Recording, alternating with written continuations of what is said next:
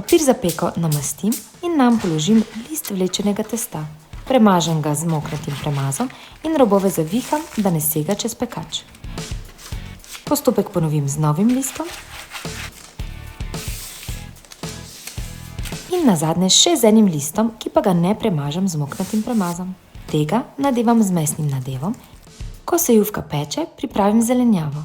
Narežem čebulo, zelišča, paradižnik in kumaro.